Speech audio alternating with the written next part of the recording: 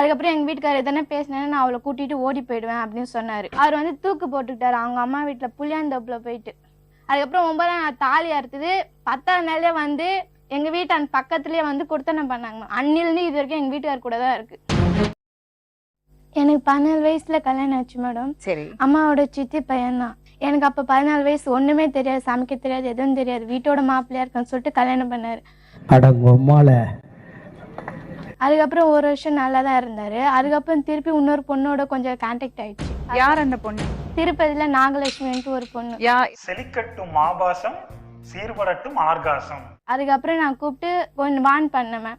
அதுக்கப்புறம் எங்கள் வீட்டுக்காரர் எதனா பேசினேன்னா நான் அவளை கூட்டிகிட்டு ஓடி போயிடுவேன் அப்படின்னு சொன்னார். இருந்தாங்க அந்த பொண்ணுக்கிட்ட வந்து எங்கள் அம்மா சத்தியம் வாங்கினாங்க. இவ்வளோ பெரிய கற்பூரம் வச்சு உன் குழந்தைங்க மேலே சத்தியம் பண்ணு, நீ குழந்தைங்க மேலே சத்தியம் பண்ணி இனிமேல் அவங்ககிட்ட எந்த பேசிட்டு வார்த்தையை வச்சுக்காத அப்படின்னு சொன்னாங்க. அதுக்கும் சத்தியம் தான் பண்ணிச்சு. அதுக்கப்புறம் கொண்டா பார்த்து திருப்பி இவங்க 2 பேரும் வந்து கான்டாக்டா இருந்தாங்க. அந்த மாதிரி எல்லாம் இருக்கிற சான்ஸ் இல்லையே. அதுக்கப்புறம் அவங்க வீட்டுக்காரர் வந்து திடீர்னு ஒரு நாள் போயிட்டு மாதாவரத்தில் போய் கம்ப்ளைண்ட் பண்ணாரு. இது மாதிரி இவங்க 2 பேர் பேசுறாங்க சொல்லிட்டு கம்ப்ளைண்ட் பண்ணாரு. அதுக்கப்புறம் அப்புறம் 1 வாரம் கறந்து அவர் வந்து தூக்கு போட்டுக்கிட்டாரு அவங்க அம்மா வீட்டில் புளியாந்தோப்பில் போயிட்டு. அதுக்கப்புறம் 9ஆம் நாள் தாலி அறுத்தது. 10ஆம் நாளே வந்து எங்கள் வீட்டு அந்த பக்கத்துலேயே வந்து கொடுத்தனம் பண்ணாங்க. அன்னிலிருந்து இது வரைக்கும் எங்கள் வீட்டுக்கார் கூட தான் இருக்கு. இது நம்ம லிஸ்ட்லயே இல்லையே. இவங்க வீட்டில் இவங்க மறுப்புல இல்லை. நான் அம்மா கோயிலுக்கு போயிருந்தேன். அதை வச்சு 2 பேரும் ஓடி போயிட்டுன்னு நீ ஒரு ஆம்பளை இருந்தால் தூக்கு போட்டு சாவு. என்ன பண்ணாரு, நான் கோயிலேருந்து மறுநாள் வந்தோடனே என்கிட்ட சண்டை போட்டு நீங்கள் 2 பேரும் தான் போயிட்டீங்க, நீங்கள் 2 பேரும் எங்கேயும் தப்பு பண்ணிட்டு வந்தீங்கன்ட்டு சண்டை போட்டு அம்மா வீட்டுக்கு போயிட்டாரு. தேனாம்பரம் 2 தான் போயிட்டு வெள்ளிக்கிழமை போனார். சனிக்கிழமை ஒரு நாள் உயிரிழந்தார். திங்கக்கிழமை செத்துட்டார் தூக்கு போட்டு.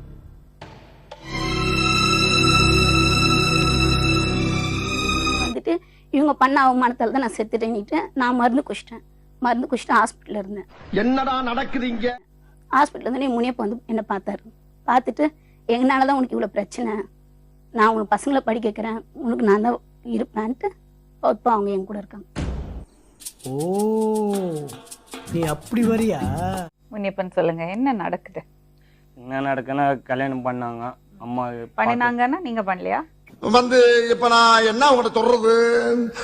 என்ன வயசு பொண்ணுக்கு நீங்க கல்யாணம் பண்ண? கல்யாணம் பண்ண 13 வயசு. அப்புறம் சின்ன பொண்ணுக்கு என்ன தெரியும்? எனக்கு அப்போ 18 வயசு.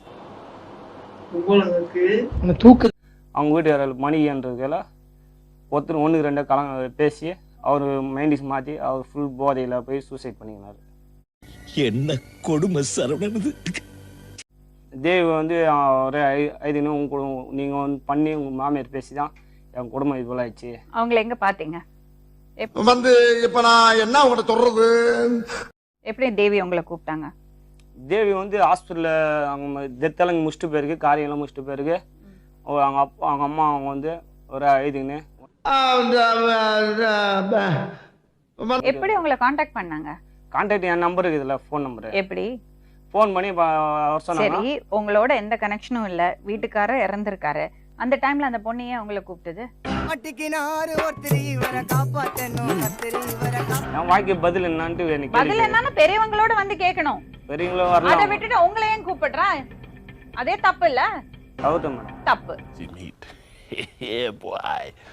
ரேகாவோட உங்களுக்கு எவ்வளவு குழந்தைகள்? 3 குழந்தை. பிடிக்காம 3 குழந்தை பெற்றீங்க? பிடிச்சதான் மேடம். இப்போ என் ஒய்ஃபு எனக்கு சண்டை இல்லை மேடம். குடும்பம்னா சண்டை இருக்கும், அதுக்குன்னு இன்னொருத்தரை தேடி போவாங்களா? இன்னும் அவருக்கு 3 குழந்தைகள் இருக்கு, குடும்பத்தோட இருக்காரு, அவருக்கு எப்படி நீ போன் பண்ணலாம்? வாழ்க்கையில தப்பு நடந்தது, அதுக்கு நீ நீ அப்படி வரியா? நீ போய் சண்டை போடணும், அதுக்குன்னு அவரோட இருந்துடுவியா?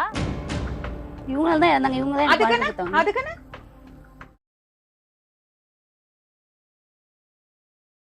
அதுக்குன்னு என் பசங்களை படிக்க வைக்கிறதா இவங்க தான் ஏத்துக்கணும். அது பண்ணலாம், அது நீ பண்ணலாம், அதுக்கு நஷ்ட ஈடு கேட்கலாம்.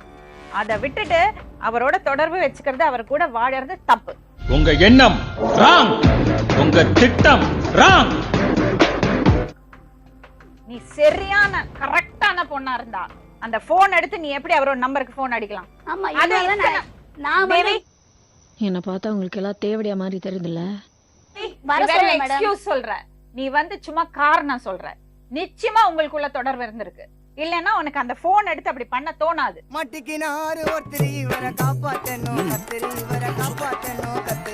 இப்ப நான் விட்டுட்டேனே, இப்ப எனக்கு போன அசிங்கம்லாம் திரும்பி வந்துடும் போதா, இல்ல செத்து போன என் புருஷன் தான் திரும்பி வந்துட போறா? சரி, ஒரு விஷயம் கேட்கட்டுமா?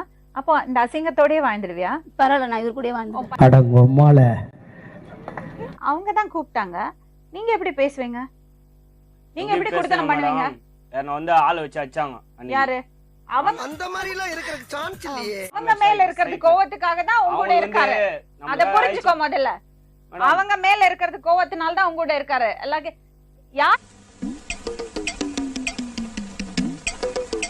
யார் இதுல உங்களுக்கு பொண்டாட்டி? அவங்க தான் இப்ப இவங்க யாரு?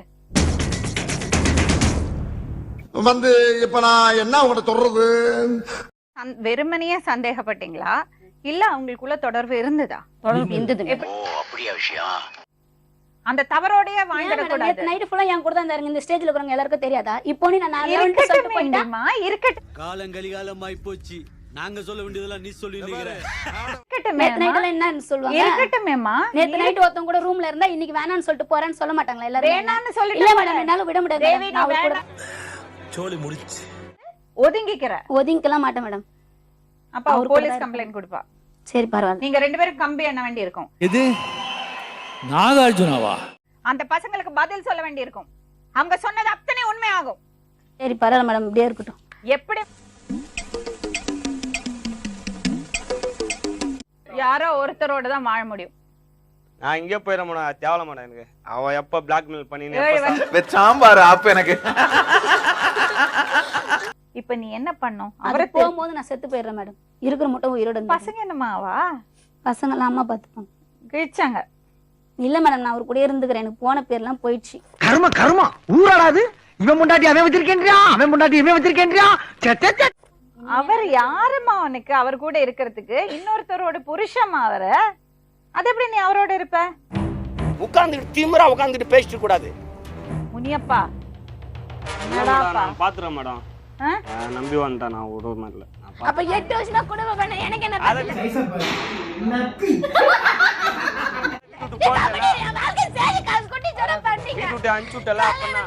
நான் 15 நிமிஷத்துல கல்யாணம் பண்ணிட்டு சாவடிங்க. உன்னோட இறந்த புருஷனுக்கு நீ இதுதான் பண்றியா அவருக்காக? உண்மையாவே அவர் மேல பாசம் இருந்தா இவரோட வாழறது அவர் என்னைக்காவது ஆசைப்பட்டிருப்பாரா? நீ கேட்ட ஒவ்வொரு கேள்வி என்ன செருப்பால் அடிச்ச மாதிரி இருக்குடா. மாதிரி இல்ல. நான் விட்டு போக மாட்டேன் மேடம். என்னோட முடிவோட தான். ஆனா அவர் வாயால சொல்லட்டும், நான் போறேன். மறுபடியும் அதே சொல்ற பாத்தியா? ஆமா மேடம், அவர் வாயால சொன்னாதான் நான் போவேன். இல்லாத வெளில போக மாட்டேன். ஆம்புடியா?